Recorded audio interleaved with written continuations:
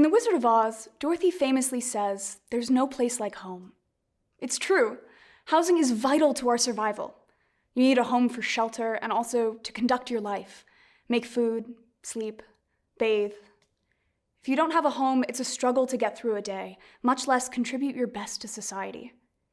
That's why housing is such an important issue for you and everyone you know.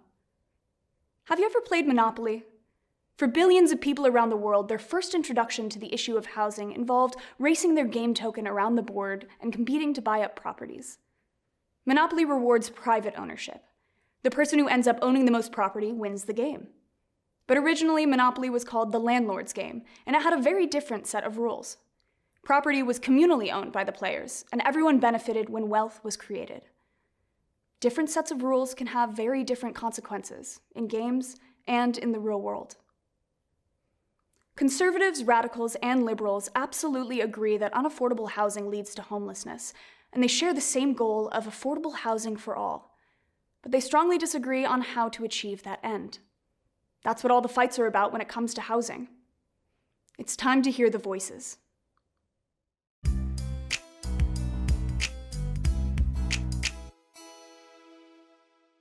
So, about the game of Monopoly. It teaches us not to get sidelined by setbacks and to take advantage of lucky breaks. It teaches us that no matter where we start in life, we have opportunities. But we have to get in the game to succeed. If we have a strategy, stay nimble, and change course as needed, we all have an equal shot at being winners. Free market capitalism naturally leads suppliers to provide us with a wide array of affordable housing options because developers and investors are motivated to make a profit. They willingly supply the housing people need. And when housing is unaffordable in one area, people follow the price signal to move to more affordable areas. It's like when Gotham City is in trouble and the commissioner calls for Batman by beaming a signal into the sky. Every day, different parts of the country are frantically signaling that they need people to move there, and their signal is price. Thanks to unfettered price signals, we can attract the doctors, business people, and teachers to the communities that need them the most, and people can have the affordable housing they want and need. Radicals, your resident-owned communities sound like a form of torture. All the co-owners are constantly in each other's business, with endless meetings to regulate whether we're allowed to cook fish because it stinks up the hallways. Listen, we work hard to afford a roof over our heads. Our homes should be our castles. The radical plan turns these sanctuaries into a nightmare of noisy neighbors, endless bickering, and no one taking responsibility for basic maintenance. And community land trusts are another terrible idea. No CLT can possibly plan for what the best use of that land should be. There are too many moving parts. With no price signals, we end up with too much or too little housing relative to the available jobs, water, and population. Universal housing is guaranteed in democratic socialism. But what it really guarantees is inefficiency, inconvenience, loss of individuality, and loss of choice. And liberals, rent control laws don't solve the problem of unaffordable housing. They create it. This is Econ 101. When you artificially lower the price, quantity demanded goes up and quantity supplied goes down. Now there's a shortage of affordable housing, and that means more homelessness. On top of that, rent control is completely unfair to landlords. It punishes them for providing an essential good to society. And then tenants suffer because landlords can't afford to keep their properties in good repair. We end up with leaky faucets, peeling paint, and broken screens. Homelessness increases even more with fair market public housing and Section 8 programs. Those handouts signal people to expect free or heavily subsidized housing, so they don't take personal responsibility to put a roof over their own heads. They have no incentive.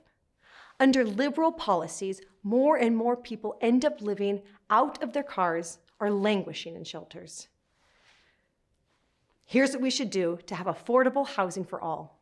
Use unfettered rent signals to motivate developers to build the variety of affordable housing that people want. Then leave it to the people to optimize their circumstances by moving to the places that have the best combination of decent wages and affordable housing. For those who fall through the cracks, philanthropy acts as a safety net. Individuals give because it's human nature to take care of family and friends.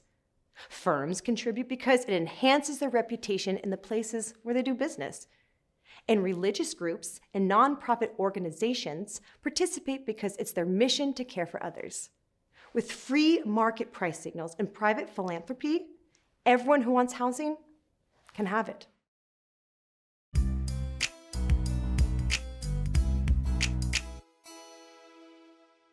So, about the game of Monopoly. The aim of the game is to own it all. Only one person wins while everyone else goes bankrupt. There's no safe place on the board. That's how capitalism works. It's about making money off people who are desperate to survive.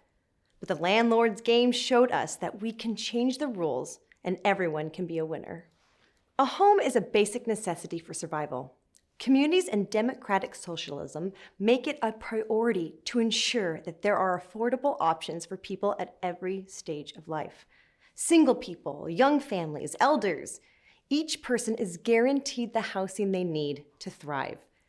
With a commitment to cooperative ownership, we have control over our own homes. So instead of waiting for a landlord to fix the plumbing or paying for a new roof on our own, co-owners come together and take care of the problems. Housing is an investment in people, not an investment for profit. So there are plenty of resources in our country to produce decent and abundant housing. The best part is that no one has to live in fear of becoming homeless. Liberals, your housing policies are like the Titanic. The ship is sinking, but you're rearranging deck chairs as if this will keep it afloat.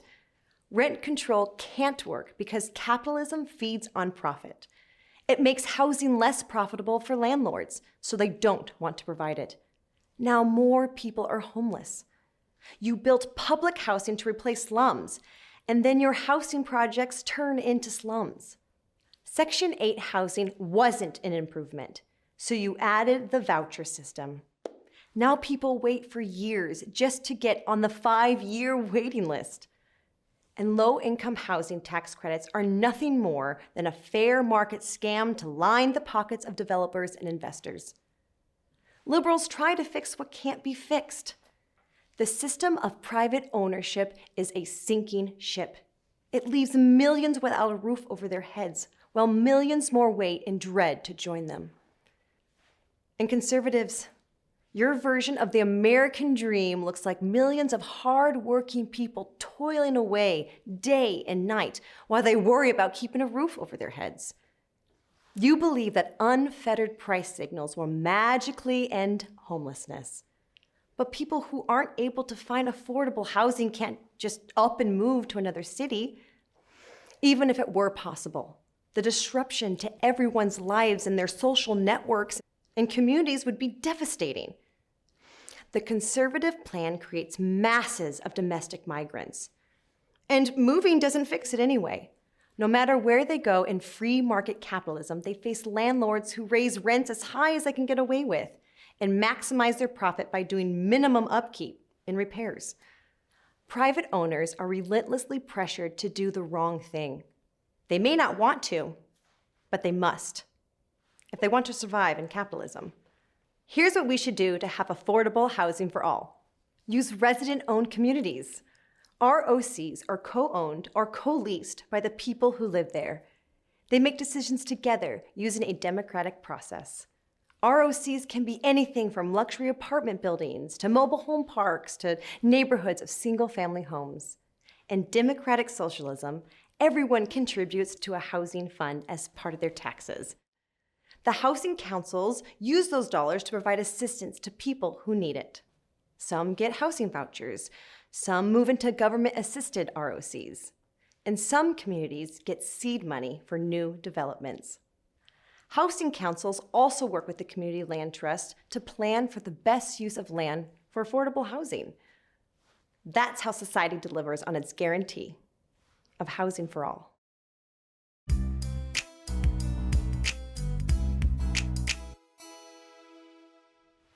So, about the game of Monopoly. The whole reason it's fun is because everyone starts with an equal amount of money and begins the journey around the board from the same square. No one has an unfair advantage. But in real life, we each start in different places with different opportunities. The rules of the game need to address this reality so everyone has a chance to win. It's heartbreaking when people fall through the cracks and have no place to call home.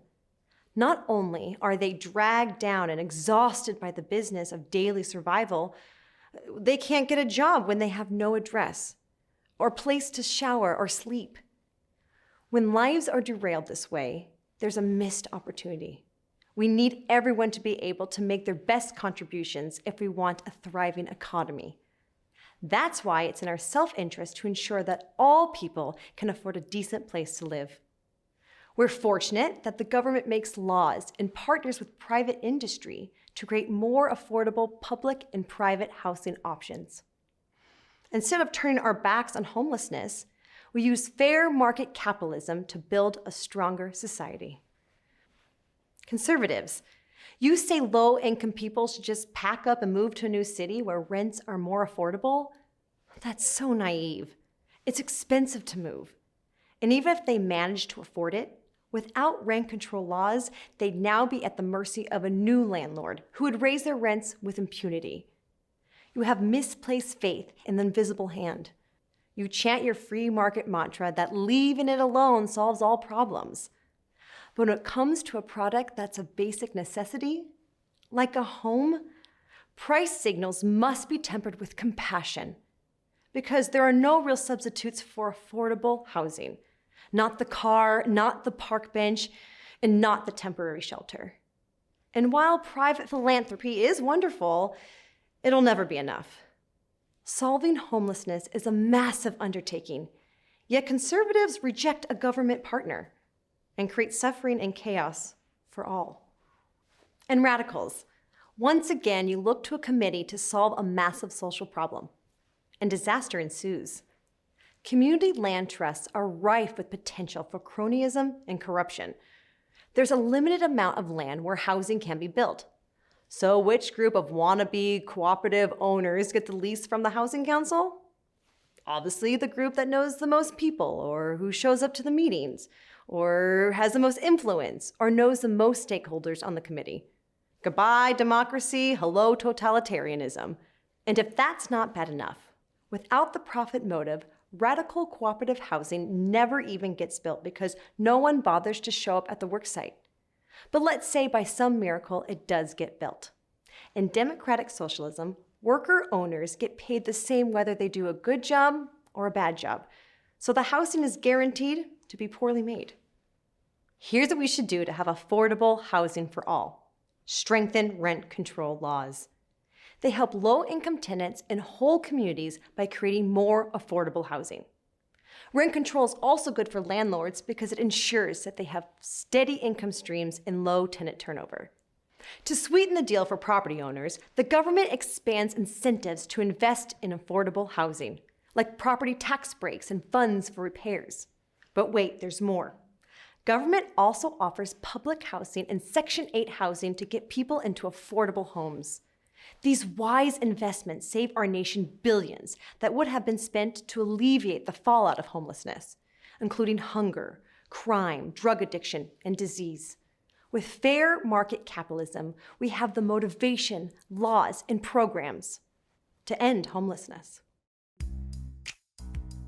You've just heard the arguments about housing from 3 perspectives. They share the same goal of having affordable housing for all, but they have very different ways of achieving it. Now, it's time for you to be part of the conversation.